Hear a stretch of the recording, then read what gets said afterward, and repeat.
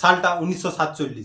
British সরকার বুঝতে পারে অখণ্ড ভারতবর্ষে তাদের দিন শেষ হতে চলেছে। প্রায় 200 বছরের উপনিবেশিক শাসন ছেড়ে চলে যেতে যেতে কফিনের শেষ পেরেকটি পুঁতে দিয়ে যায় ব্রিটিশ সরকার। অখণ্ড ভারতবর্ষের ম্যাপের ওপর কলমের একটি আঁচড়ে তৈরি হয় ভারত এবং পাকিস্তান নামে দুটি দেশ। কোনো ব্যক্তি যদি নিঃস্বার্থভাবে দেশের ভালো হবে এমন কাজের সঙ্গে যুক্ত থাকে, সেই সমস্ত মহান ব্যক্তিদের ভারতের রত্ন বলি আমরা। এরকমই একজন রত্নের কথা আজ আমরা এই ভিডিওতে জানব, যার অনমনীয় জেদ এবং আন্দোলনের ফলে ভারতবর্ষের অখণ্ডতায় পশ্চিমবঙ্গ ভারতবর্ষের অঙ্গ হিসাবে পূর্ণতা পায়। তিনি ডক্টর শ্যামাপ্রসাদ মুখার্জি। বিশিষ্ট ভারতীয় শিক্ষাবিদ, রাজনীতিবিদ, আইনজ্ঞ ডক্টর শ্যামাপ্রসাদ মুখার্জি 6 জুলাই 1901 সালে কলকাতাতে জন্মগ্রহণ করেন। তার পিতা ছিলেন স্যার আশুতোষ মুখার্জি, যাকে আমরা বাংলার বাঘ নামে চিনি। এই সেই পশ্চিমবঙ্গ যাকে দেশ বিভাগের সময় সুপরিকল্পিতভাবে পূর্ব পাকিস্তান অর্থাৎ বর্তমান বাংলাদেশের সঙ্গে যুক্ত করার কথা ভাবা হচ্ছিল। ডক্টর শ্যামাপ্রসাদ মুখার্জি প্রথম এই প্রস্তাবের বিরুদ্ধে তীব্র প্রতিবাদ জানান। আমরা প্রত্যেকেই জানি পাকিস্তান এবং ভারতের মধ্যে বিভাজন কেবলমাত্র ধর্মের ভিত্তিতেই হয়েছিল। বর্তমান পাকিস্তান এবং বাংলাদেশে ইসলাম ধর্মাবলম্বী মানুষ বেশি ছিল, কিন্তু পশ্চিমবঙ্গে হিন্দু ধর্মাবলম্বী মানুষ বেশি ছিল। তাই এই প্রস্তাবের বিরুদ্ধে তিনি তীব্র প্রতিবাদ করেন। ভারতবর্ষ স্বাধীন হওয়ার পর জওহরলাল নেহেরুর প্রথম মন্ত্রিসভায় তিনি শিল্প এবং পরিবহন মন্ত্রী হিসাবে দায়িত্ব পালন করেন। শুধু তাই নয়, মাত্র 33 বছর বয়সে কলকাতা বিশ্ববিদ্যালয়ের উপাচার্য হিসাবে দায়িত্ব পালন করেন। 1951 নেহেরু লিয়াকত চুক্তির ব্যর্থতার প্রতিবাদে তিনি মন্ত্রিসভা থেকে পদত্যাগ করেন। এই চুক্তি বাংলাদেশে থাকা হিন্দুদের সুরক্ষা দিতে ব্যর্থ হয়েছিল। দেশ বিভাজনকে সফল করার জন্য কলকাতা কিলিং, নয়াখালীর হিন্দু নিধন ঘটনা, শুধু তাই নয়, দেশ বিভাজনের পরেও পাকিস্তান এবং বাংলাদেশে হিন্দুদের ওপর অত্যাচার একটা সাধারণ ঘটনা হয়ে দাঁড়িয়েছিল।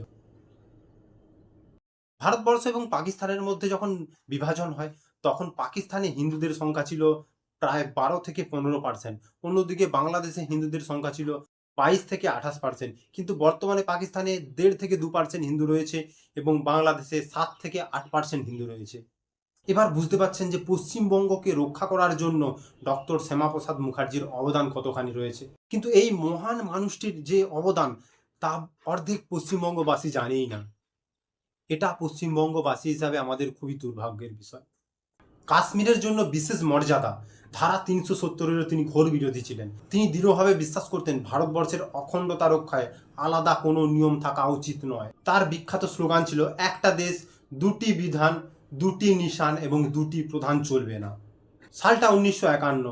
ডক্টর শ্যামাপ্রসাদ মুখার্জি নিজের ভাবনা চিন্তা এবং মতাদর্শকে প্রকাশ করার জন্য ভারতীয় জনসংঘের প্রতিষ্ঠা করেন, যা পরবর্তীকালে ভারতীয় জনতা পার্টি নামে পরিচিত হয়। বর্তমানে ভারতীয় জনতা পার্টির নেতা এবং কর্মীদের মুখে ডক্টর শ্যামাপ্রসাদ মুখার্জির নাম আমরা শুনে থাকি। তিনি ছিলেন ভারতীয় জনতা পার্টির পূর্বসূরি। বর্তমান সময়ে পশ্চিমবঙ্গে ভারতীয় জনতা পার্টি তাদের সরকার গঠন করেছে। তাদের নেতাকর্মীদের কথায় বহু দশক পরে ভারতীয় জনতা পার্টি তাদের আদি ভূমিতে ফিরে এসেছে। এই পশ্চিমবঙ্গেই ডক্টর শ্যামাপ্রসাদ মুখার্জি তিনি ভারতীয় জনসংঘের প্রতিষ্ঠা করেছিলেন। ভারতবর্ষের অখণ্ডতা রক্ষায় ডক্টর শ্যামাপ্রসাদ মুখার্জির গুরুত্বপূর্ণ ভূমিকা রয়েছে। তার সম্মানে ভারত সরকার বিশেষ ক্ষেত্রে বিশেষ গুরুত্বপূর্ণ ভূমিকা পালন করেছে। 2020 সালে কলকাতা বন্দরের 150 বছর পূর্তি উপলক্ষে কলকাতা বন্দরের নাম পরিবর্তন করে ডক্টর শ্যামাপ্রসাদ মুখার্জি নামে নাম রাখা হয়। শুধু তাই নয়, ভারতবর্ষের সবথেকে বড় টানেল, সেই টানেলটির নামও ডক্টর শ্যামাপ্রসাদ মুখার্জির নামে রাখা হয়। সালটা 1953। তার সহযোগীদের নিয়ে কাশ্মীরে প্রবেশ করার সময় তিনি অ্যারেস্ট হন। 23 জুন 1953, মাত্র 51 বছর বয়সে তিনি নিহত হন জেলবন্দি অবস্থায়। তার এই নিহত হওয়ার ঘটনায় অনেক রহস্য রয়েছে, যেটা আজও অমীমাংসিত বলে ধরা হয়। ডক্টর শ্যামাপ্রসাদ মুখার্জির সম্পর্কে পশ্চিমবঙ্গ নয়, সম্পূর্ণ ভারতবর্ষের প্রতিটি মানুষেরই জানা প্রয়োজন। তাই ভিডিওটিকে শেয়ার করে ডক্টর শ্যামাপ্রসাদ মুখার্জির সম্পর্কে জানার সুযোগ করে দিন। জয় হিন্দ, জয় ভারত, বন্দে মাতরম।